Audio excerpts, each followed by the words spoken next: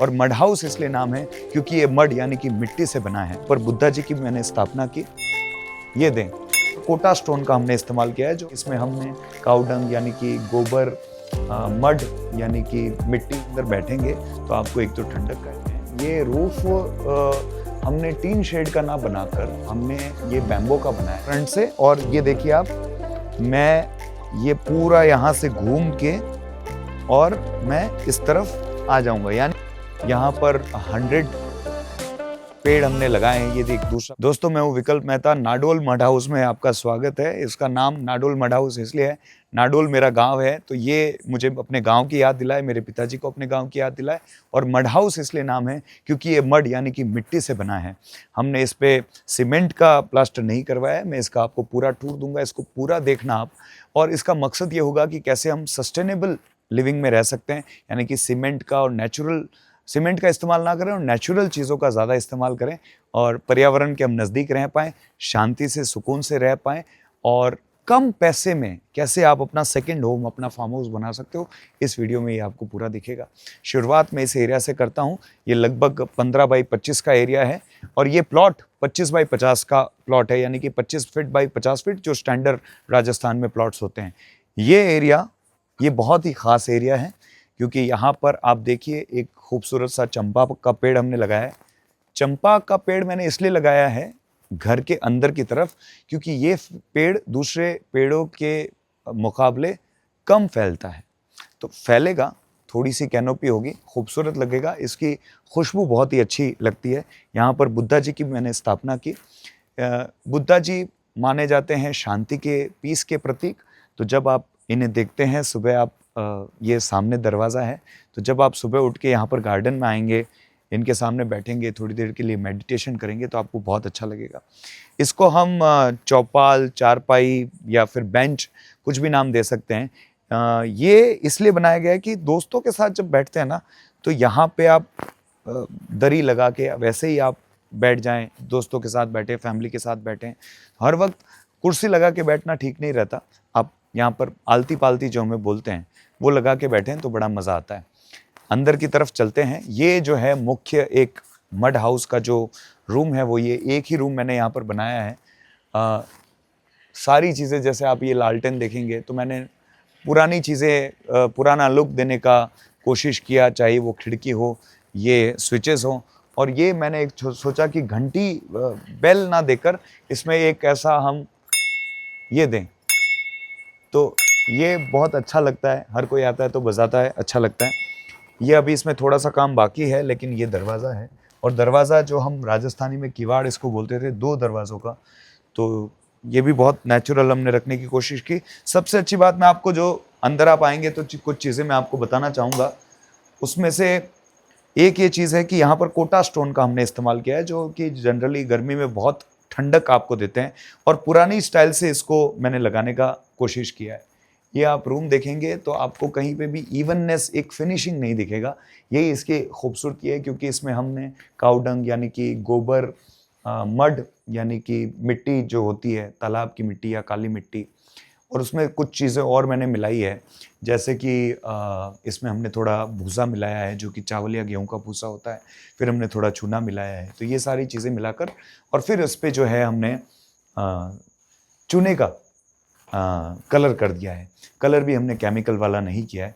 तो आप अगर इसके अंदर बैठेंगे तो आपको एक तो ठंडक का एहसास होगा, दूसरा किसी भी तरह का केमिकल यहाँ पे इस्तेमाल नहीं है, तो उसका भी आपको एहसास होगा। अब ये जो एरिया है इसको हम राजस्थानी में तो हम आड़ा बोल देते हैं। ये शेल्फ इस पे हमने लगाई है, तो यहाँ पे हम पुराना रेडियो, कुछ राजस्थानी मोमेंट्स, ऐसा हम चीज़ें रखेंगे। तो ये कुछ भी फ़ोन आपको रखना है तो वो आप इसमें रख सकते हैं। ये हमारा वॉशरूम है। और ये जो स्विचेस हैं, पुराने स्विचेस, ये भी हमको मिल गए थे। ये ऑनलाइन भी मिलते हैं और अगर आप लोकल स्टोर पे जाएंगे तो शायद वहाँ पे भी आपको मिल जाए, लेकिन अगर आपको ना मिले तो ऑनलाइन भी आप इसमें कर सकते हैं काम। ऊपर जो आप रूफ़ देख रहे हैं, ये रूफ़ हमने टीन शेड का ना बनाकर हमने ये बैम्बो का बनाया है। बैम्बो और सरकंडो का हम इसे कहते हैं। और इसमें मैं आपको ये चीज़ एक बता देना चाहता हूँ कि इसमें वाटर प्रूफिंग के लिए पहले हमने एक लेयर बनाया, उसके ऊपर हमने फिर त्रिपाल या जो प्लास्टिक का एक लेयर बनाया, उसके ऊपर मैंने एक आइसोलेशन शीट भी लगाया ताकि गर्मी कम आए। उसके ऊपर वापस मैंने ये एक बनाया, तो ये ठंडा भी रहता है, नेचुरल भी लगता है और टीन शेड से तो बेटर है, अभी तक मैं ये कह सकता हूँ। इसका एक्सपीरियंस कैसा है बाद में भी हम बताएंगे। ये एक मैंने एसी का स्विच छोड़ा, लेकिन मुझे नहीं लगता कि यहाँ पर एसी की ज़रूरत होगी और एसी लगाना भी नहीं चाहिए यहाँ के लिए। पीछे की तरफ हम आएंगे तो ये पीछे का दरवाज़ा है। जितना फ्रंट यार्ड है उससे थोड़ा सा बड़ा ये बैकयार्ड है। यहाँ पर थोड़ी लाइट्स कम है, लेकिन आप थोड़ा सा इसका एक्सपीरियंस कर पाएंगे। यहाँ पे 3-4 ट्रीज़ मैंने लगाए हैं और यहाँ पर इसको मैंने मिट्टी का रखा है ताकि आप पानी का छिड़काव करें और ठंडक आपको लगे।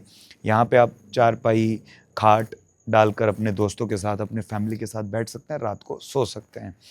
अब ये देखिए वहाँ से वो रास्ता आ रहा है, वहाँ से वो रास्ता आ रहा है फ्रंट से, और ये देखिए आप, मैं ये पूरा यहाँ से घूम के और मैं इस तरफ आ जाऊँगा। यानी कि मैं चारों तरफ खाना खाने के बाद मैं वॉक कर सकता हूँ, चारों तरफ सुबह के वक्त मैं वॉक कर सकता हूँ। ये एक एरिया है, इसके बारे में मैं आपको कभी और बताऊँगा। दिस इज़ आनंद वाटिका। यहाँ पर 100 पेड़ हमने लगाए हैं। ये एक दूसरा पास वाला ही मेरा प्लॉट है, लेकिन इसको मैंने थोड़ा सेपरेट रखा है। इसके बारे में मैं कभी आपको और बताऊंगा। तो इसको मैंने थोड़ा मियावाकी मेथड से बनाया है, तो 3-4 साल में बिल्कुल घना जंगल जैसा हो जाता है। उससे पशु पक्षी, चिड़िया और आपको ऑक्सीजन, ये सारी चीज़ें आपको दिखाई दी। तो ये चारों तरफ का रास्ता है, इसमें मैंने कोटा स्टोन ऐसे डाल दिया ताकि आपको जब बारिश का वक्त होता है तो आपको चलने में कोई समस्या नहीं रहती। ये 90% अभी कंप्लीट है, इसमें थोड़ा बहुत वक्त बाकी है, सैनिटरी का थोड़ा काम बाकी है, थोड़ा फिनिशिंग का काम बाकी है, लेकिन ये चीज़ है।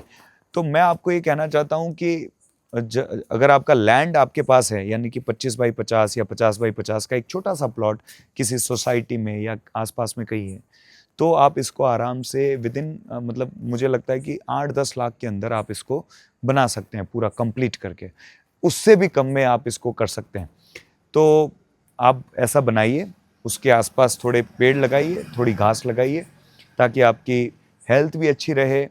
अब क्या होता है ना कि घर पूरा पैक हो जाता है, वहाँ पर आपको सांस लेने के लिए कोई जगह नहीं होती। अब जैसे ये देखिए नीम का पेड़ है, यहाँ बिल्कुल नीम का पेड़ है। अगर मैं सुबह यहाँ पे नीम के पेड़ के नीचे चेयर लगा के बैठ जाऊँ तो मैं आराम से सांस ले सकता हूँ, सूरज की रोशनी ले सकता हूँ।